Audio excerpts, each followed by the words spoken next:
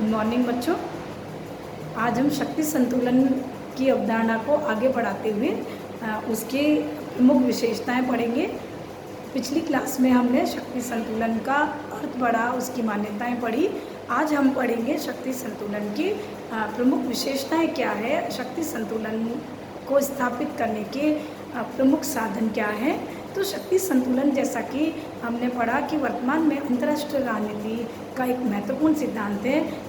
यह सिद्धांत अंतर्राष्ट्रीय राजनीति में शक्ति की प्राप्ति और शक्ति को बढ़ाने के प्रयासों से संबंधित एक सिद्धांत है कि शक्ति संतुलन में के विश्व में किस प्रकार दो राष्ट्र या दो शक्तियाँ अपनी शक्तियों में बैलेंस या संतुलन स्थापित करते हुए किस प्रकार इस विश्व की राजनीति को संचालित करती है। तो शक्ति संतुलन जो है वो वर्तमान स्थिति को बनाए रखने का एक प्रयास है। तो प्रथम विश्व युद्ध में हमने देखा कि प्रथम विश्व युद्ध के बाद पेरिस संधि और विभिन्न शांति संधियों के माध्यम से एक शक्ति संतुलन को स्थापित करने का प्रयास किया गया। तो शक्ति संतुलन की जो अवधारणा है वह विभिन्न वह एक प्रकार से एक ऐसी स्थिति का नाम है जिसमें कि युद्ध के बाद विभिन्न शांति संधियों के माध्यम से शक्ति संतुलन की स्थापना का प्रयास किया जाता है।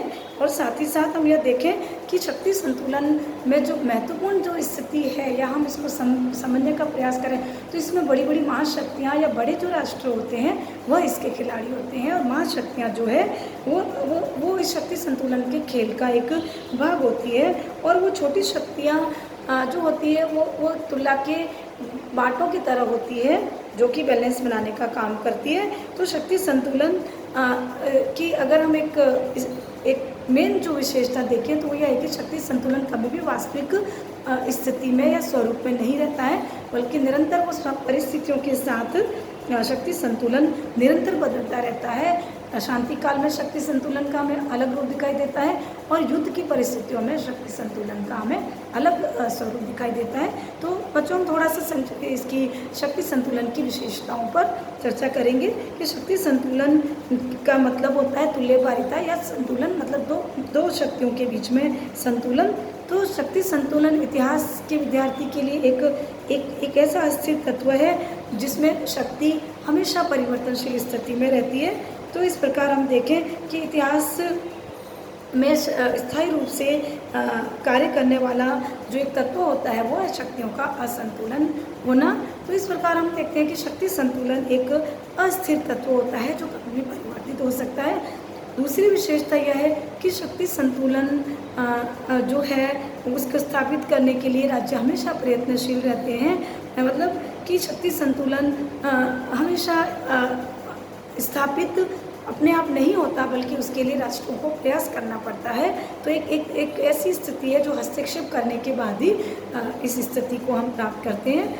तीसरी विशेषता यह है कि शक्ति संतुलन की नीति जो है वो यथास्थिति को बनाए रखने का नाम है, क्योंकि शक्ति तत्व जो है वह एक प्रकार से जो महाशक्ति है वो अपनी स्थिति को जैसा है वैसा बनाए रखना चाहता है। जैसे एक शक्ति, जैसे अमेरिका जैसी महाशक्ति है तो वो अपनी शक्तिशाली स्थिति को बनाए रखना चाहता है। सोवियत संघ और अमेरिका में जो शीत युद्ध चला था वो शक्ति संतुलन का एक बहुत बड़ा उदाहरण है कि इन दोनों महाशक्तियों ने विश्व के शक्ति संतुलन को अपने पक्ष में बनाए रखने के लिए एक प्रकार से दोनों ने अपनी विचारधाराओं के माध्यम से प्रयास किया।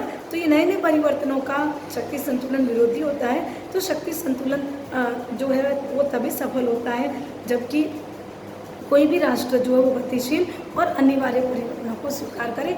अगर ऐसा नहीं होता है तो विश्व में युद्ध की स्थिति हो जाती है। चौथी विशेषता यह है कि हम यह स्पष्ट रूप से नहीं कह सकते कि शक्ति संतुलन की स्थापना हो गई है या शक्ति संतुलन स्थापित हमने कर लिया है, क्योंकि कई बार दो गुटों की शक्तियाँ, दो राष्ट्रों की शक्तियाँ बिल्कुल बराबर होती है और नहीं भी होती है। तो इसका परीक्षण हम किस प्रकार करें? कई बार युद्ध के आधार पर भी दो राष्ट्र अपनी शक्ति का मापन करते हैं कि हम दोनों में से किसकी शक्ति ज़्यादा है।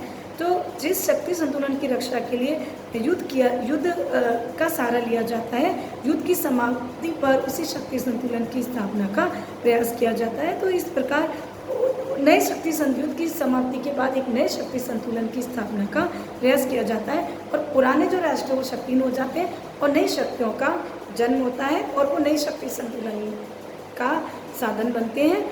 तो हम देखें कि इतिहास पांचवी विशेषता ये है कि एक इतिहासकार शक्ति संतुलन को एक वस्तुनिष्ठ दृष्टि से देखता है और एक राजनेता उसको व्यक्तिनिष्ठ दृष्टि से देखता है। तो इस प्रकार हम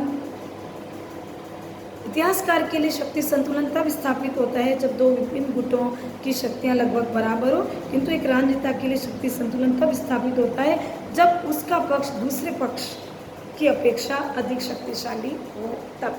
तो वर्तमान में हम देखें तो विश्व राजनीति में जो शक्ति संतुलन का रूप यही प्रचलित है कि एक राष्ट्र चाहता है कि वो दूसरे राष्ट्र की तुलना में बहुत ज़्यादा शक्तिशाली हो, उसकी शक्ति बहुत ज़्यादा हो। तो इस प्रकार और विश्व का जो शक्ति संतुलन है वो उसके पक्ष में बना रहे।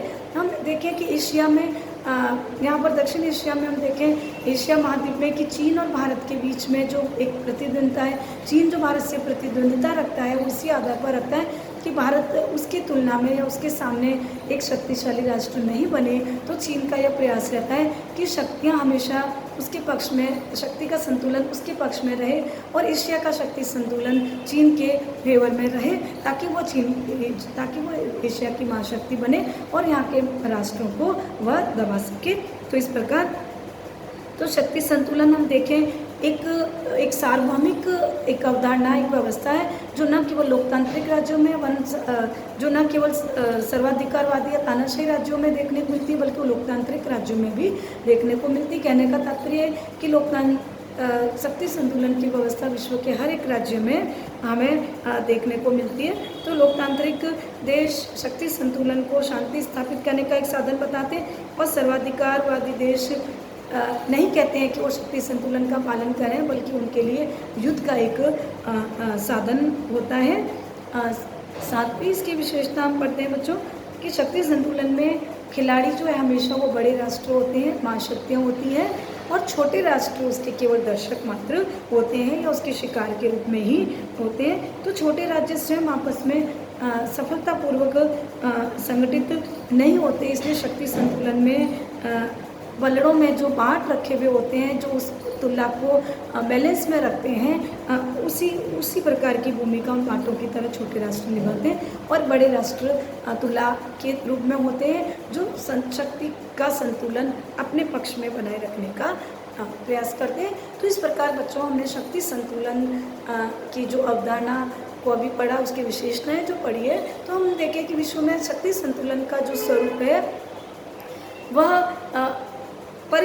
विभिन्न परिस्थितियों के अनुसार उसमें बदलाव आता है। वैसे शक्ति संतुलन वृत्ता स्थिति को बनाए रखने का नाम है, लेकिन फिर भी शक्ति संतुलन की अवधारणा जो है एक ऐसी अवधारणा है जो कि निरंतर विश्व में अपने नए नए स्वरूपों में अपना अस्तित्व रखती है। वर्तमान अगर हम स्थिति में देखें, क्योंकि विश्व में कभी बहुध्रुवीय व्यवस्था थी, कभी द्विध्रुवीय व्यवस्था थी, जैसे अमेरिका द्वितीय विश्व युद्ध के बाद अमेरिका और सोवियत संघ में जो शीत युद्ध चला तो वो एक तरह की बहुत द्विध्रुवीय व्यवस्था थी। तो उसमें शक्ति संतुलन का हमें अलग स्वरूप देखने को मिला जिसमें दो महाशक्तियों के बीच में शक्ति संतुलन का जो खेल था वो इसी आधार पर हुआ।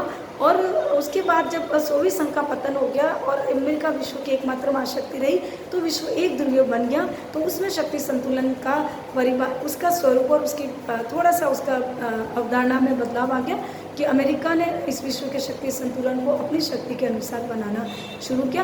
वर्तमान में अगर हम देखें तो ये विश्व बहुध्रुवीय व्यवस्था वाला देश है जिसमें शक्ति के विभिन्न केंद्र है, न कि केवल अमेरिका है। इसलिए शक्ति संतुलन भी उसी रूप में अलग अलग, जैसे चीन है, फ्रांस है, भारत है, तो अलग अलग देश शक्तियाँ हैं जो कि अपने शक्ति केंद्र मानते हुए इस विश्व में शक्ति संतुलन की स्थापना का प्रयास करते हैं। धन्यवाद।